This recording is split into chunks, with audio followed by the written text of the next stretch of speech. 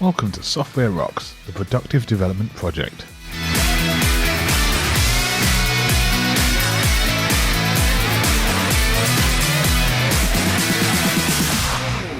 Welcome to Software Rocks, where I'm going to teach you how to take your software development from average to amazing. On today's show, the Productive Development Project Part 3, wrapping it up, and something you can do today to make your development better. The Productive Development Project. Over the last 2 episodes, I've been talking about how I like to lay out development teams, and how the focus on the product owner and having a vision and making sure you've got good leadership in place is essential to doing good software development. This isn't a prescriptive guide. There is no right or wrong in doing agile or software development or any of it, but I hope this is going to lay the groundwork for you to have more control over your development process. As I've already talked about, leadership is essential, and I think the product owner role is really the key to doing really good software development. Don't get me wrong, developers, testers, designers, all incredibly important, but their focus is on the technical end. What we're really interested in is the vision and the leadership end, because without that, the development can't happen. That's not to say you can have amazing leadership and still have terrible execution, but it's much less likely. And, more importantly, you're much more likely to spot it for what it really is.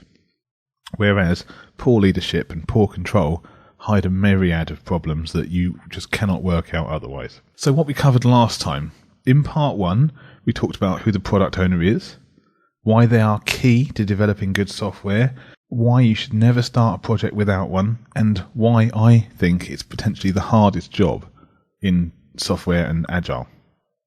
I also talked about the documents you're going to need, your roadmap, your prototype, your specification, which you don't have to have, but it's probably useful, and the backlog. The product owner is responsible for all of those things, and that's the first place you see problems in most places. The product owners aren't properly doing their job. And finally, how they need to start their project with a bang. That was part 1, and if you want that, you can go to softwarerocks.tv/9, and you can listen to part 1 there. In part 2, I talked about setting up your environment, keeping everyone together, and that includes the product owner, removing distractions, giving the team their own room. Then I talked about the planning meeting, what it is and what it's for, what the product owner needs to bring, and how the team plans their work. Then I talked about team working, only briefly. I'm not going into the ins and outs of Agile/Scrum here, about iterations on the bits and pieces. I'm not so interested in that in this one. This one's much more focused on the leadership and control. Suffice to say, you will do that, but having these bits and pieces in place could potentially facilitate you doing any method you fancy. But either way, they go through their work. Then you have the demo.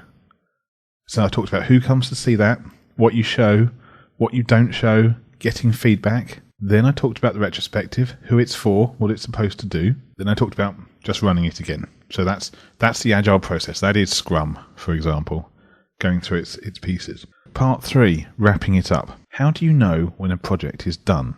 I know that sounds like a stupid question, but when you think about it, it actually isn't as clear-cut as you might think.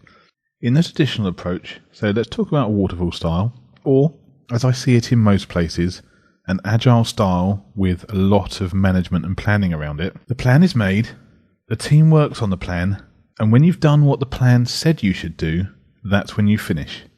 It might be an arbitrary date in the future. It might be an arbitrary set of features. It doesn't matter. The plan tells you when you finish. Now, under Agile, if you're truly doing Agile, if you're doing it properly, and if you want to be an Agile company, you have to get rid of that plan. You are done when the product owner says you are done. That's a scary concept for a lot of people for a lot of different reasons.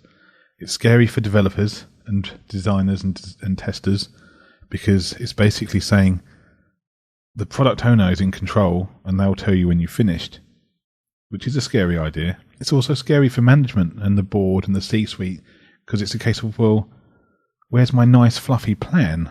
What do you mean you can't tell me when you're done? I want to see all the bits and pieces when it's all going to... Well, hold on, we've talked about that before. And here I want to talk about empowerment and trust and how that's important. So how do they do it? Well, we've just talked about, you throw out that plan, you throw out the Gantt charts. It doesn't work that way. Now, I'm not saying you can't predict, and I've still got an episode on prediction and portfolio management coming. It's actually been something I've been thinking a lot about this week. Where do they start? Well, they do have an initial plan. That's the roadmap. It's not precise, and it's not supposed to be precise. That's the whole point. You're dealing with stuff you actually know, not stuff you think you might know. That's a more prescriptive Gantt chart style plan. You have the roadmap. That's the vision. That tells you where you're going to go. That tells you what to focus on next. That tells you what your MVP is. That tells you the goals for the next 3 months, 6 months, 9 months, etc. Fantastic. So that's how you get started. The most important thing is, though, you're going to learn new things as you go along. So that means the roadmap is going to change based on what you learn. Fantastic. That is the whole point of being agile. As you learn new information, you adapt your plans and you change. That is the very definition of agile. So what might you change? Well, you might add more features. You might change existing features because feedback from your customers told you this isn't how they want to do it. Or you might take whole features away. There might be a feature you had at the start which you thought was essential. You looked at this piece and you said, we've absolutely got to have that. We're not going to have a product without it. But after you started developing, you put a few bits and pieces together, you started showing your customers, you suddenly realized, actually, we can get away with a much smaller version of this feature, or actually we don't need this feature at all, or we can have this feature, but it's not as essential as we initially thought. That's the whole point of being agile. You can make those decisions later and adapt according to what your customers actually want, not what your project managers or your directors said they thought they wanted. My point is, at the start of your project you know the least, and yet that's when you make the plan. When you think about it, that makes absolutely no sense. You can't set your plan in stone. Nothing ever goes according to plan. But even the idea of having a plan is fundamentally flawed. You have to trust your product owners. And this is where it gets hard for a lot of companies. A lot of companies want stability and predictability. That's why they have plans. The problem is, of course, these plans are just a total lie. They're a complete fallacy made up to make people feel better, make people feel as if they have control. This is why change requests exist. So think about this for a moment. We've understood that the plan won't work. It's never worked. Every time you've ever done it, it doesn't work. You know that. Everybody knows that. And yet you hold fast to it. We make corrections to the plan using change requests. That's exactly what they were designed for. That's why they're called change requests. Because now something is different about what you originally asked for. Well, that's not quite true. In actual fact, you now know more than you did at the start, and so therefore your design is changing according to what you now know. You are actually homing in on the truth. But because you have a plan, and because you've set that plan in stone, you now have to make a change request and say, do you know what? Actually, at the start we got this wrong. We need to change it. And yet, because we have these change requests, we're actually punishing people for trying to make a better product for the customer. That doesn't make any sense. It's time to stop viewing change as a bad thing. It shows you're actually learning and that you're moving towards making a better product for your customers. It's something that they actually want. You know that's what they want because you've asked them. You've shown them what you've had so far.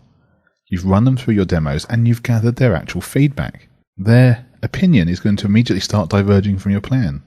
So all of that means you simply do not know at the start of your project where your project is going to end up. And that is exactly the point of Agile. Embracing that truth that you don't know where you're going to finish. If you want to have stellar performance, if you want to increase the amount of software you develop and increase the quality and produce software people actually want, you've got to embrace that. And you've got to accept that you just don't know where you're going to go when you start a project. Now, that doesn't mean your project will be out of control. I can show you, I'm going to talk to you at some point soon about all the techniques you can use for prediction and controlling a project. It doesn't mean that at all. It just means don't waste your time on a plan at the start.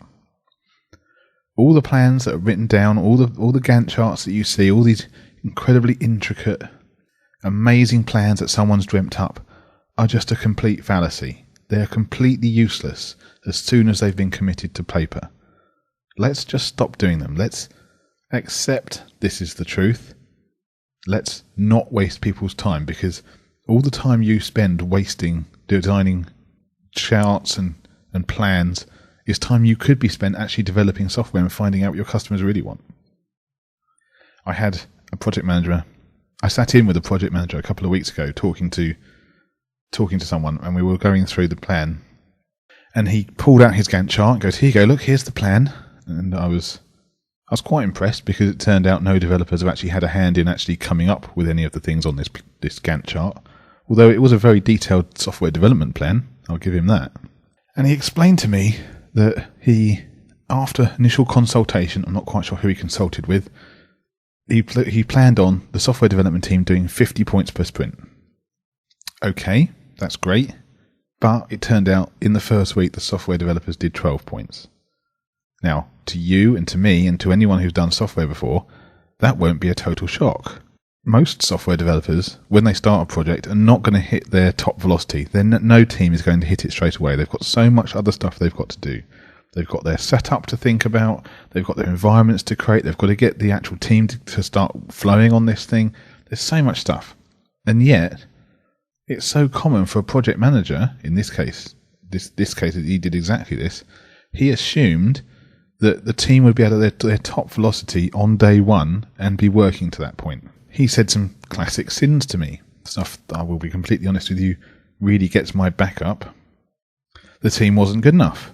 They should be doing their 50 points. They need to work harder. They need to make up the difference.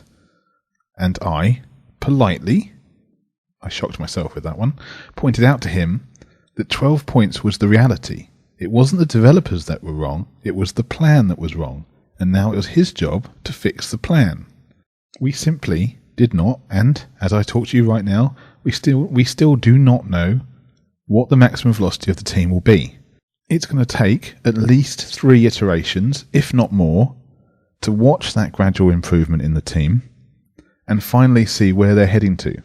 We can't do it faster than that. We can't wave a magic wand. We need to be dealing with reality, not the fantasy of what could and might be. Because as soon as we're dealing with reality, then we can have meaningful conversations about what could potentially be delivered. And that's the difference between Agile and the waterfall or top-down driven approaches, is that I want to deal with reality. I want to deal with what's really happening, what people think, not what people think might be possible to happen. And that takes a little bit of getting used to. That isn't normal, and it requires a lot of trust.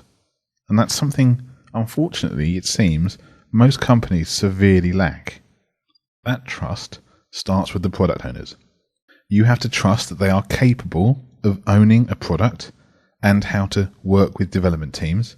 They know what needs to be done and they have a clear vision. You've got to trust the software development teams, the testers, the UI people, that they will all work as hard as they can and they'll all attempt to do a good job. That's the point. So if you do that, then I have found that the product owners can and will take control of a product, and you will end up with a much better product for it.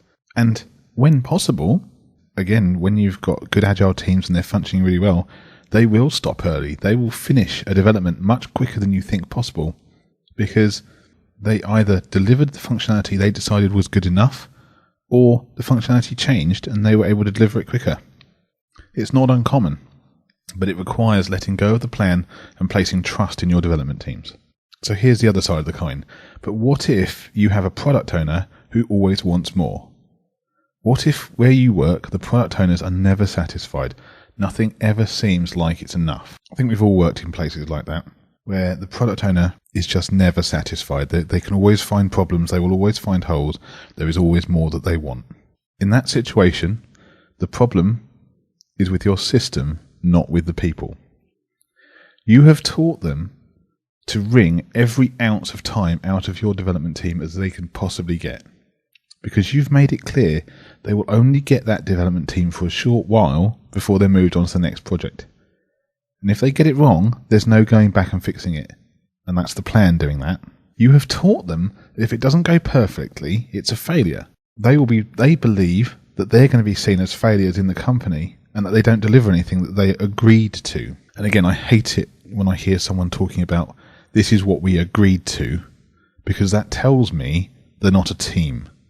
It's not a case of this is what we said we would do or this is what we want at the moment. It's a case of no, you are that team, I am this team, and we agreed I'm putting scare quotes around that. We agreed this is what we would do. You're one team. You are a team together. There is no, we agreed to it. It's we agreed to this and this is what we are doing. And so they are going to be held to this list of features that the directors have or the board has. And they had better deliver on that list. Regardless of what the actual customer wants, you are developing to please the management. That's completely wrong. You must never develop to please management because the management doesn't buy the products. Ultimately, it comes down to the fact that they don't have to take responsibility for the product. If it goes wrong, it's the development team that screwed it up, not them. And that, again, that makes absolutely no sense. If you were building a house and you allowed the builders to make anything they liked, then yes, you can blame them for making a brick igloo when you wanted a bungalow. But when does that happen? That doesn't happen. The person with the plan is the one directing it. If they build an igloo, then the person with the plan didn't do their job. It's exactly the same with software development. The developers are going to do the very best job they can with the direction that they are given by the product owner. Now, that's not to say technically it might be very difficult. Absolutely, it could be difficult. And again, you want the product owner and the developers so tightly meshed together as soon as there are problems. Let's imagine you face a problem you cannot solve, and I have seen that. The product owner is so tightly integrated with the team, they understand the real problems, and then they can think of a different way around the problem. That's not to say they're on their own. The development team is there to support them and guide them through the technical aspect, but the product owner is directing it. They have to make the decisions. Change your system. Empowerment and trust, not plans and rules. Empower your product owners to develop the products your customers want. That means development is taken seriously. Product owners need training. They need authority. They need to be measured on what they deliver. Get that right and your developments will run faster with less waste, and your customers will be incredibly satisfied. Your satisfaction will go through the roof. And when your customers are satisfied, then everything else flows from that. So that is how you will know that you are done. You delivered what your customers wanted and they are happy with it. Your product owner decides that. Another aspect of wrapping up a project is constant learning. You need to learn the lessons from every project you do. This is where the management needs to take a back seat again. If you're not involved in developing, then you can't add anything to the learning. Why would I say that? Because that's exactly the truth. If you were there just to manage and you didn't help the development team, then you can't help the development team now. You didn't solve the problems, you don't have the answers. It's common, unfortunately, for managers to come in at the end of a development and start laying down rules about what the development team should and shouldn't do. Coding standards, documents they need, the level of testing, if you did testing, because that wasn't the first thing you chopped off the list. When the developers are allowed to go for lunch, and I've seen that before, these are the things that make your managers feel as if they're doing something, and these are the things that have got to stop. Because if you're not contributing to the project, you're hindering the project. The best thing you can do is sit down and get out of the way. Allow the team to learn for themselves. Have a project retrospective. Get everyone involved in the project in a room and run a project-wide retrospective. The development teams are the core, of course, but there's a lot of other people involved and they should get their say as well. They are going to have valuable insights into the process and where it can be improved. Those insights are going to come from inside the development team and outside the development team. Make sure you use that learning, record it, do something with it, document it, and put it somewhere where everyone can see it. And I'm not talking about just on a wiki page, because we all know nobody actually looks at those wiki pages except it. What I mean is something physical that everyone can see. They need to be reminded of this stuff often, and hopefully you can put it up on a wall somewhere with the team and they can look at it and go, ah yes, I remember, we said we'd do these things next time, so we better make sure we do these things. This is forming the base of your culture, one of constant improvement and learning. That's the key, that's vital to doing good software development. And it isn't the responsibility of just the development teams, it's the responsibility of everyone to provide insights and to always talk about improving the company. So something else you should do at the end of a project is show your hard work. Show off what you've achieved. Demo it to the company. Demo it to other teams. Make sure everyone knows what a great job you did. Because if you did a great job, then everyone else is going to want to do a great job as well. You can use that to drive everyone forward and just do better all around. Next thing, have a party. You've all worked hard. It's time to enjoy yourself. Why wouldn't you do this? This is so cheap. This is something you can do almost for nothing, and yet it gives so many people so much joy. You can't work flat out, full pelt all the time. You need to let off steam. And you need to bond with the people, not only in your team, but in the company around you as well. People who are happy at work harder. It's a fact. We are social animals. That means we need to be happy with the people we work with. The best way to do that is have a good party. Finally, repeat. You have a formula. You have all the pieces in place. Repeat it. Refine it. Do it again. It will get better each time you do it. Something you can do today to make your development better. Learn from each project you do. I know this sounds silly, but so many companies are so rushed to do so many projects all the time, they never take a moment to actually stop and learn anything from any of them. You're not going to do that. You've got to stop doing that if you're doing it now. You need to keep track of what you learn from each of your projects, so that means doing the retrospective as I just talked about. Do you make that information public? Do you share it with your other teams? Do you show them what you've learned and learn from them? Are you getting feedback from the rest of the business on how your development went? What worked? What didn't work? What do you need to do more of? What do you need to get rid of? Finally, how are you applying that to your next project? It's not good enough to have that in a wiki and bury it in a document somewhere. You need to get it out, you need to be looking at it, and you need to be learning from it. This is all about improvement. Improvement every time you do a project. Thanks for listening to Software Rocks. I hope you enjoyed it. For more information and show notes, go to softwarerocks.tv/11. I've actually put together a worksheet for this and the last 2 episodes. So all 3 parts on a single sheet of A4, each split into 3 sections, talking about the key points from each of these sections with little checkboxes, so that you can actually go through that sheet and look at where you stand compared to what I've been talking about, and actually, hopefully, potentially make plans for improving your development. You can get that on the website. Go to softwarerocks.tv/11. You'll see you'll see a yellow button there to download the worksheet. Click on that. Then off you go. Then you can tell me how it gets on. Don't forget, if you like the show, please give me a review on iTunes or whatever it is you're listening to me on. I really appreciate the reviews. Not only from the standpoint that it hopefully gets me in front of other people and shows me what's going on, but it just shows me that you're out there enjoying what I'm doing and I'm actually providing something to you. It's really useful for me. Plus the comments are great. I know what I'm doing and what I'm completely screwing up. If you want to get in touch, if you've got a question to ask or you've just got something to say, email me, andrew@softwarerocks.tv. I've got a Facebook group, or you can get the newsletter, softwarerocks.tv/sign-up, or it's in the show notes as well. Finally, you can catch me on Twitter @AndrewBinstead. Thanks for listening. I hope your development just got a little bit better.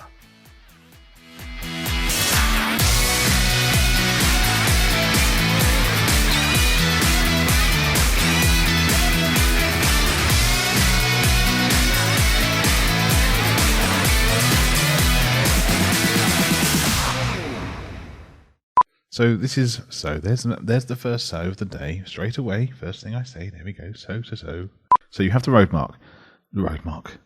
My point is, at the start of because now something is a bit different now. You also have to trust the other teams, the development, and the other. It's exactly the same with software development. The development teams of the document.